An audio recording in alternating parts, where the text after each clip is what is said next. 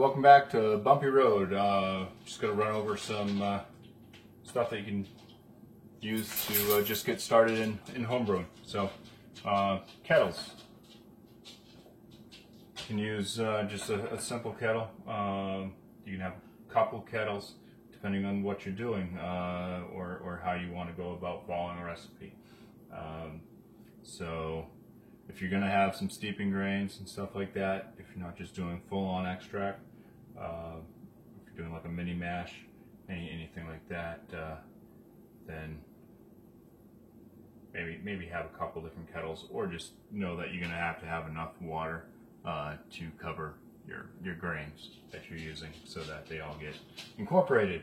Because otherwise, if you have dry grains, it's not really getting the water on there to activate the enzymes within the starches and everything from the grain, then it's not going to convert over to sugar, which will eventually become alcohol once the yeast eats at it. So at least have a kettle. This one's pretty large. It's got a wide bottom. I don't really recommend that. A narrower surface, having it taller, is better for heating, and also if you plan on steeping grains in it. Otherwise, you have to use more water to cover that surface and actually fill it up to get the grains soaked in. So, can also have a smaller kettle to just do some steeping in if you'd like to. So, said smaller surface area. So, for the lesser amount of water that you use for steeping, it will leave plenty to cover the grain. If you have grains, I would recommend using a muslin bag. So you would just put your milled grains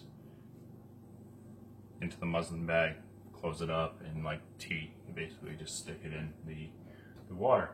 Another thing you're going to need would be a strainer of some sort, just to put the spent grain into, so you could then rinse with your sparge water or rinsing water. So another pot might be helpful to heat up some water. It's typically going to be about 170 degrees Fahrenheit to rinse with. So then you just rinse over your spent grain. Thermometer.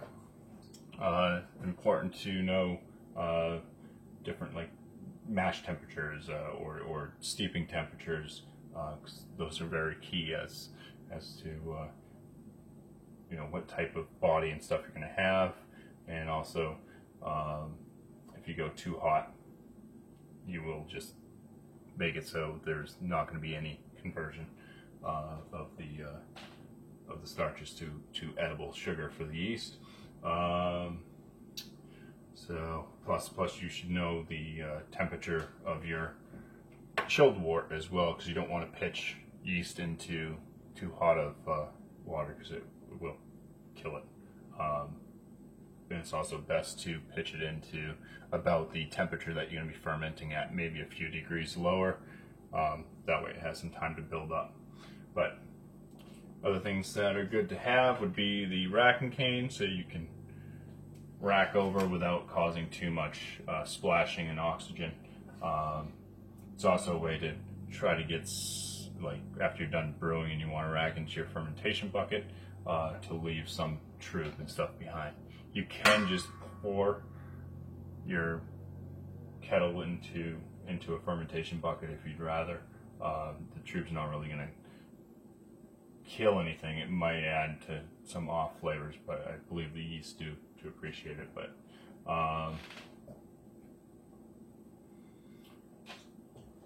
so for a fermentation bucket, this is a 6.5 gallon bucket.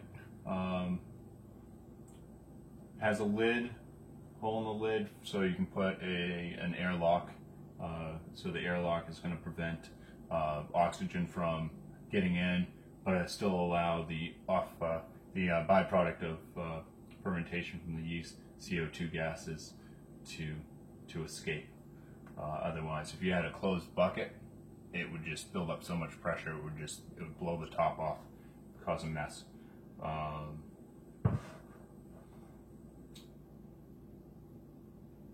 Cleaning,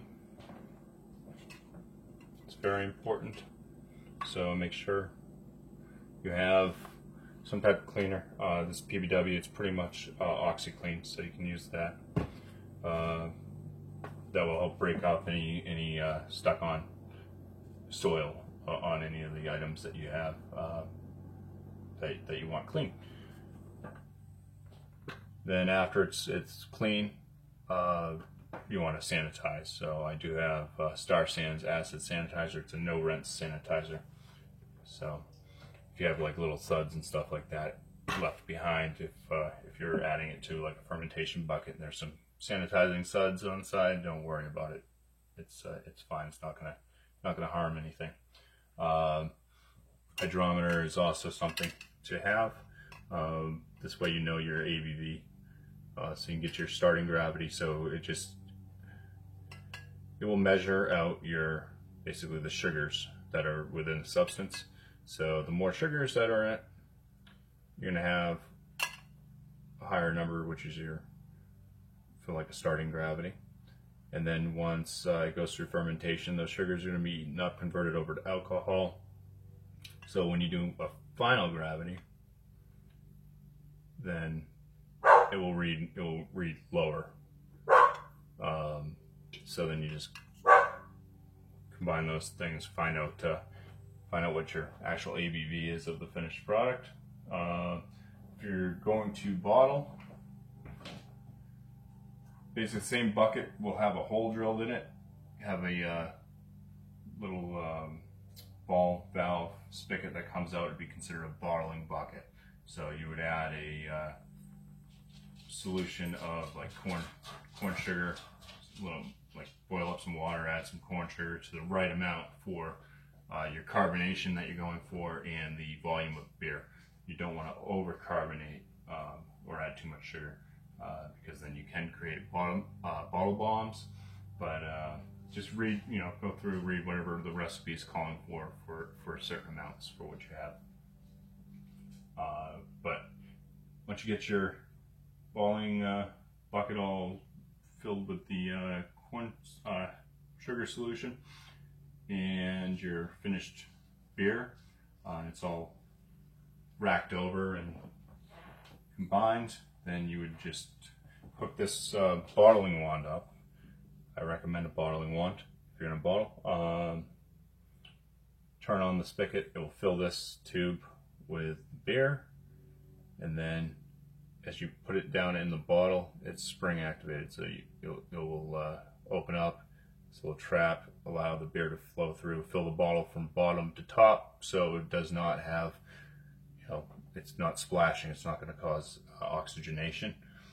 And then as the bottle fills, fill it right to the top, and when you pull this out, the spring will close the trap again, stop the flow. You pull this out of the bottle, it's going to leave a little bit of head space, so that will allow the carbonation that's now going to occur from the re-fermentation of the yeast that's still within suspension. They're going to go through, eat that sugar now, and convert to a little bit more alcohol, but it's going to also have the CO2. It's going to now be trapped because you're going to have a closed fermentation vessel at that point, basically. So it's going to have the CO2 being immersed back into solution. So the other thing I always forget, once you're done with your brew day, you want to chill your beer as quick as you can. You can either just stick it in a refrigerator, basically, to chill it down in a closed container. But best thing to do is you want to try to get it fermenting with the yeast as quick as you can. So get yourself a wort chiller. This is an immersion chiller, so you just drop it in, run the cold water, it goes through the coil, the copper coils. It will extract the heat from the wort, and it comes out the other end. So cold water in, and then now heated water coming out. So it's good to have. And of course you need bottles. So you can pick them up at your homebrew shop, or you can just reuse bottles that you may have used. Just soak them in some ammonia solution. It will take the labeling off. When you clean the bottles, can use a bristle brush. Just stick it down in. This will help get any of that surface soil off the bottle, so that you're not going to have contamination once you bottle. So make sure your bottles are cleaned and sanitized. You can also get a jet wand if you want. Just have a high pressure to blast anything away after it's been soaking in a solution, in a cleaning solution. Then you're going to want caps to bottle with, so get some caps and a bottle capper. So just go over. It has a little magnet in there. It'll hold the cap still.